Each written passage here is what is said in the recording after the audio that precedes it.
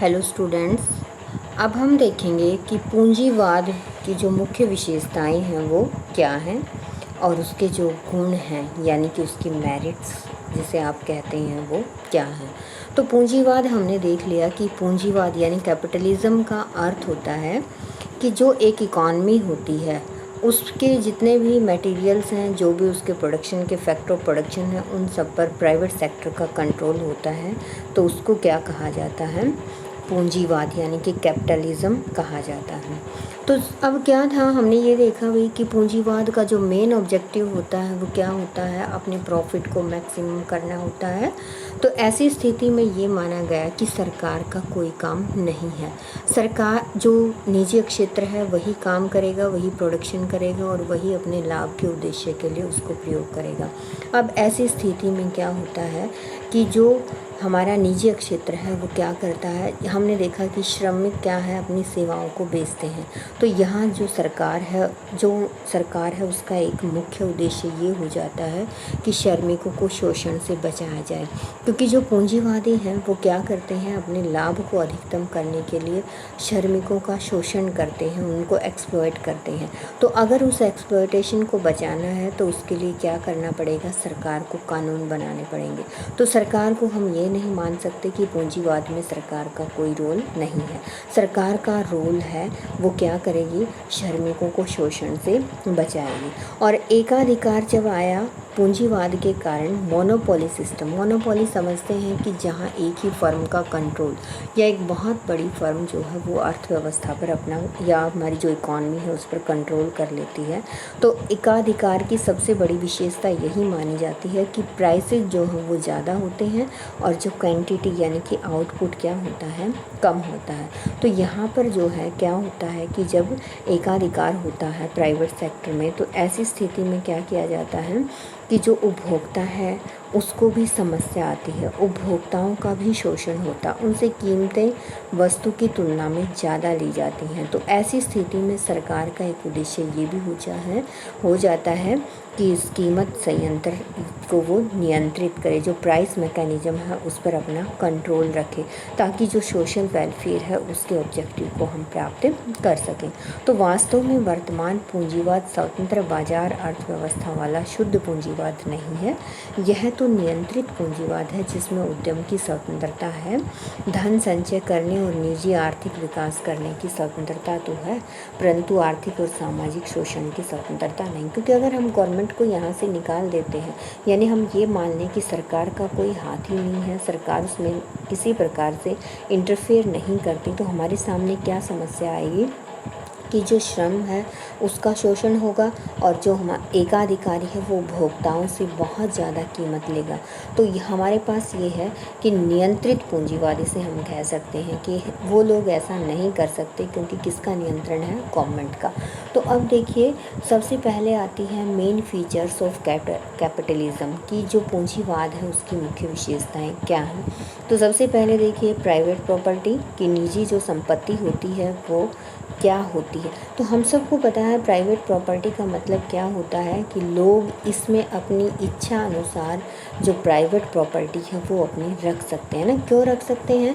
क्योंकि ये क्या है?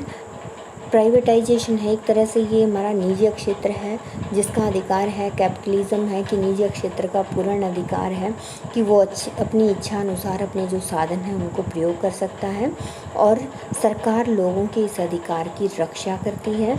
और उत्पादन के साधन जैसे मशीन, औजार, जो भी मटेरियल्स हैं वो सारे निजी सेक्टर, जो हमारा प्राइवेट सेक्टर है उसके अंडर आते हैं।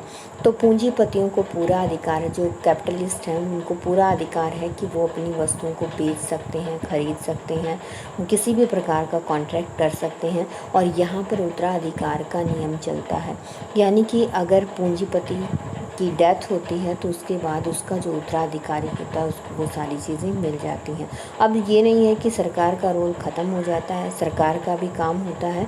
तो पूंजीवाद में ऐसी संपत्ति भी होती है जिस पर सरकार का अधिकार होता है, क्योंकि पूंजीवाद में भी मुख्य उद्देश्य लाभ प्राप्त करना है। तो ऐसी स्थिति में जो पब्लिक सेक्टर के काम हैं, जैसे सड़कें बनाना है, रेलवे है, जो कम्युनिकेशन के साधन हैं, जो हॉस्पिटल्स हैं, ये पब्लिक प्रॉपर्टी होती है और ये कौन करता है इसका काम, जो हमारा गवर्नमेंट सेक्टर है। सेकंड इसका जो दी गई है वो मेन इसकी जो फीचर्स हैं वो क्या है, प्राइस मैकेनिज़्म। प्राइस मैकेनिज़्म आप शुरू से पढ़ते आए हैं। प्राइस मैकेनिज़्म का अर्थ होता है कि जब सिर्फ डिमांड और सप्लाई बिना किसी इंटरफेयर के काम करती हैं और दोनों मिलकर क्या करती हैं, कीमतों का निर्धारण करती हैं, तो उसको प्राइस मैकेनिज़्म कहा जाता है। तो पब्लिक सेक्टर यहाँ पर किसी प्रकार का कोई कंट्रोल नहीं है उनका डिमांड और सप्लाई पर, तो वो अपने आप काम करती हैं और इसी कारण से यहाँ पर प्राइस मैकेनिज़्म क्या करता है, काम करता है। तो इसमें जो कीमतें होती हैं वो किसके आधार पर तय होती हैं, प्राइस मैकेनिज़्म के आधार पर उनको डिसाइड किया जाता है। तो अब देखिए कि प्राइस मैकेनिज़्म जब काम करेगा तो उसमें वस्तुओं का क्या करना है, कितनी मात्रा में उनका प्रोडक्शन करना है, किस समय कहाँ पैदा करना है, या जो हमारी जिसको आप क्या बोलते हैं, जो आपकी प्रॉब्लम्स होती हैं, यानी जो बेसिक प्रॉब्लम्स होती हैं, what to produce, how much produce, वो सारा डिसीजन प्राइस मैकेनिज़्म के आधार पर होता। व्हाट टू प्रोड्यूस में क्या होगा, प्राइस मैकेनिज़्म कैसे काम करेगा, जिस कमोडिटी का प्राइस ज़्यादा होगा आप उसी को प्रोड्यूस करेंगे। हाउ टू प्रोड्यूस में कैसे काम करेगा कि आप उस टेक्निक को यूज़ करेंगे जिसमें आपकी कॉस्ट कम से कम आएगी। हाउ मच प्रोड्यूस में आपका कैसे होगा कि किसी वस्तु के लिए लोग कितनी कीमत देने के लिए तैयार हैं, उसके आधार पर होगा। तो ये सारी जो प्रॉब्लम्स हैं वो प्राइस मैकेनिज़्म अपने आप ही इसमें सॉल्व कर देता है। तो जितनी भी हमारी इकोनॉमिक एक्टिविटीज़ हैं वो प्राइस मैकेनिज़्म के आधार पर काम करती हैं। इसके बाद थर्ड हमारा आता है फ्रीडम ऑफ एंटरप्राइजेज़, कि यहाँ पर जो हमारी एंटरप्राइजेज़ हैं उनको पूर्ण रूप से फ्री हैं, यहाँ पूर्ण स्वतंत्रता है कि वो अपने उत्पादन के साधनों को इच्छा अनुसार, यानी उनकी मर्ज़ी है कि जिस काम में वो लगाना चाहें उसमें वो लगा सकते हैं। या फिर आप ये कह सकते हैं कि जो हमारी बेसिक प्रॉब्लम्स हैं, what to produce, how to produce, कितना पैदा करना है, कि हाउ मच प्रोड्यूस, ये सारे जितने भी हमारी प्रॉब्लम्स हैं वो इकॉनमी की जो प्रॉब्लम्स हैं उनमें उद्यमी जो है वो स्वतंत्रता पूर्वक निर्णय ले सकता है। तो इसमें उद्यमी को यह स्वतंत्रता है कि वह अपनी योग्यता, कार्यक्षमता, शिक्षा, अभ्यास के आधार पर व्यापार जो चाहे वो चुन सकता है। तो उद्यमी उन वस्तुओं का उत्पादन करेंगे जिनमें उनका प्रोडक्शन से उनको ज़्यादा से ज़्यादा प्रॉफिट मिलेगा, है ना। क्योंकि एक उद्यमी का मेन ऑब्जेक्टिव क्या है, अपने एंटरप्रेन्योर क्या चाहता है कि उसका प्रॉफिट जो है वो क्या हो, मैक्सिमम। और इसके लिए वो क्या करता है, वो उस रोज़गार को, उस व्यवसाय को चुनता है जिसमें उसको ज़्यादा से ज़्यादा लाभ मिलता है। फोर्थ जो इसकी दी गई है फीचर्स वो क्या, कंपटीशन। तो वैसे भी हमें पता है अभी कि प्राइवेट सेक्टर में कंपटीशन बहुत ज़्यादा पाया जाता है। तो इस आर्थिक प्रणाली में उद्यम की स्वतंत्रता है, तो यहाँ पर बहुत अधिक संख्या में किसी भी वस्तु का उत्पादन करने वाले बहुत से लोग मिल सकते हैं। तो इससे जो है वस्तुओं को बेचने के लिए प्रतिस्पर्धा होती है, आपस में कंपटीशन होता है, और कंपटीशन के बढ़ने से जो यूनिट्स हैं, जो हमारी इंडस्ट्री यूनिट्स हैं, उनकी जो कैपेसिटी है, जो उनकी कार्यकुशलता, एफिशिएंसी है, वो क्या हो जाती है, बढ़ जाती है।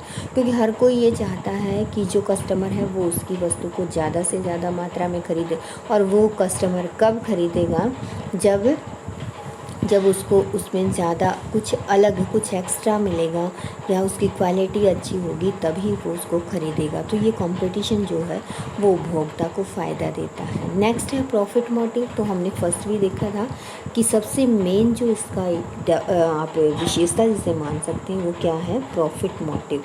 कि यहाँ पर जो उत्पादक है उसका मुख्य उद्देश्य क्या है, अपने प्रॉफिट को मैक्सिमम करना है। तो सबसे महत्वपूर्ण है ये। तो पूंजीवाद में सभी उद्यमी ऐसे उद्योग धंधे चलाते हैं जिनमें अधिक लाभ मिलने की आशा होती है।